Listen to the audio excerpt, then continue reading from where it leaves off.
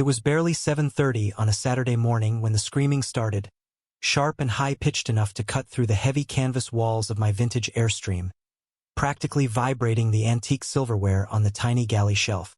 My beautiful, newly restored 1978 RV, a labor of love named Wanderer, was parked perfectly on my own asphalt driveway, awaiting its first big summer road trip, and yet, there she was, Karen, otherwise known as Homeowners Association, absolutely losing it over the curb appeal and the audacious nature of my happiness.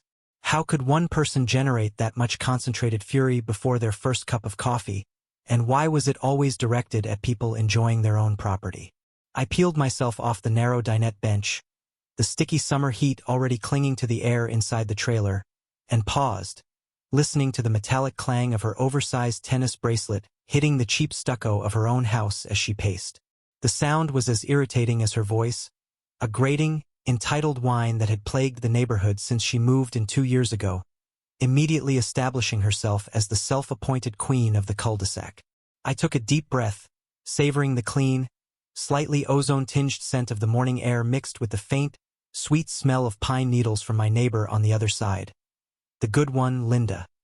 A necessary moment of sensory calm before plunging into the maelstrom of HOAS-manufactured outrage.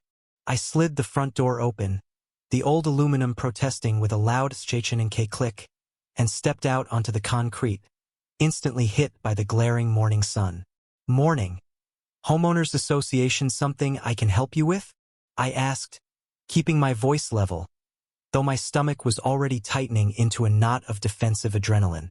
She stopped dead, her perfectly coiffed blonde bob, the official uniform of the suburban tyrant, seeming to steam in the sunlight, her face a mask of scarlet indignation. "Help me? You think this is help?" she practically shrieked, gesturing wildly at the gleaming chrome shell of the Wanderer, which was admittedly large but fit entirely within my property lines. "You're ruining the aesthetic. You're driving down property values." I called the HOA. I cut her off with a rueful, dramatic sigh, letting the sound convey my utter exhaustion with her nonsense.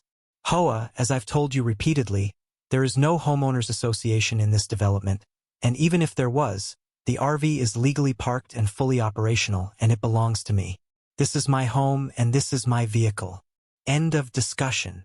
Her blue eyes narrowed, becoming 2 chips of ice beneath a forehead creased by a lifetime of disapproval. "It looks trashy. It looks like you're squatting. You have 10 days to move that eyesore, or I'm calling the city about code violations. Do you hear me? 10 days.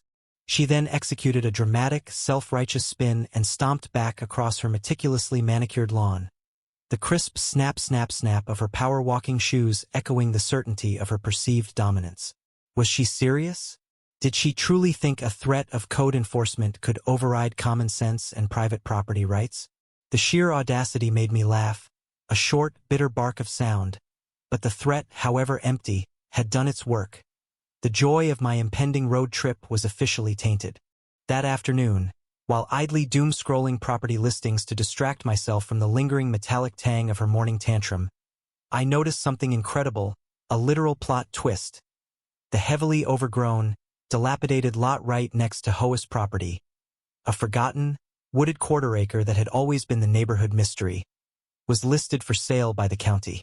I remembered Homeowners Association mentioning once, in passing, how she planned to buy that land to expand her garden and keep riffraff out. A slow, mischievous smile spread across my face, the kind of smile that promised sweet, delicious karma. My heart began to pound a frantic, hopeful rhythm against my ribs. Could I actually do this? Could this be the ultimate clapback? I made a rapid-fire series of calls to my bank and a local real estate attorney, fueled by the memory of her enraged face.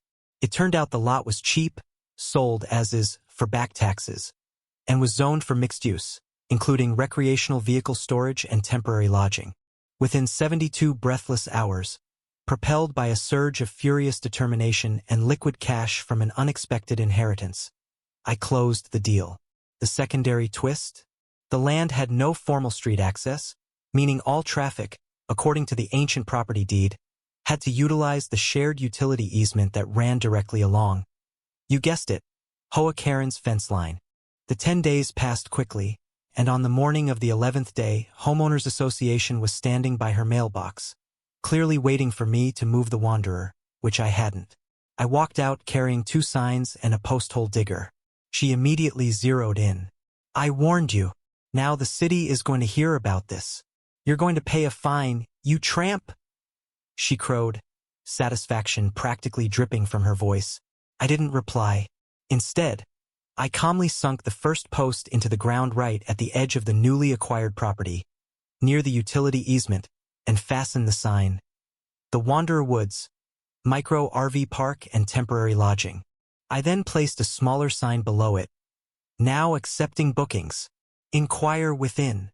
I turned to face her, wiping sweat from my brow, letting the silence hang heavy, broken only by the chirping of cicadas. Her face, a moment ago triumphant, went completely slack, then shifted through shock, disbelief, and finally, a volcanic, purple-tinged rage I hadn't seen before. "No, you can't. That's my lot. I was going to buy that," she stammered, her voice cracking. "Was, past tense, is the operative word, Homeowners Association," I replied, my voice calm, the kind of stillness that precedes a great storm. "I bought it, and guess what? This zoning allows for up to 4 temporary RV sites. And since this is the only way in, all my guests will be using the access road right along your beautiful privacy fence. Isn't that just a crying shame for property values?" The next 2 weeks were pure, unadulterated cinematic gold. The smell of freshly cut grass, mixed with the smoky scent of evening campfires, replaced the sterile, sanitized scent of HOA's perfect lawn. Instead of 1 RV, there were now 4, rotating guests who paid handsomely for the unique, urban camping experience, setting up chairs and tiki torches right next to her fence. The once silent side of her house now buzzed with the sound of friendly conversation, the low thump-thump of portable generators, and the happy laughter of traveling families. Every morning, I watched her from the Airstream window, a silent observer of her professional collapse. She tried everything. Filing complaints, rejected, the zoning was clear. Attempting to block the easement, met with a legal cease and desist from my attorney. And screaming at my guests, who mostly just filmed her on their phones and uploaded the videos to TikTok, turning her into a fleeting, regional meme. Her entire self-appointed reign of neighborhood terror crumbled under the weight of her own hostility. The constant, gnawing presence of the very thing she hated, the sight and sound and sheer vibe of transient happiness, was her bitter, tailor-made punishment. The highest point of the chaos, the true climax, came when a colossal, fully wrapped tour bus RV named the Beast pulled in for a week, completely blocking the sunlight from her kitchen window. I didn't say a word to her. I didn't have to. The look in her eyes, a defeated mixture of fury and helplessness, said it all. This wasn't about the RV anymore. It was about the fundamental truth that your petty hostility will inevitably become the architect of your own misfortune. Justice isn't always swift, but sometimes, when you take a stand, it pulls up in a massive, chrome-plated recreational vehicle and stays a while.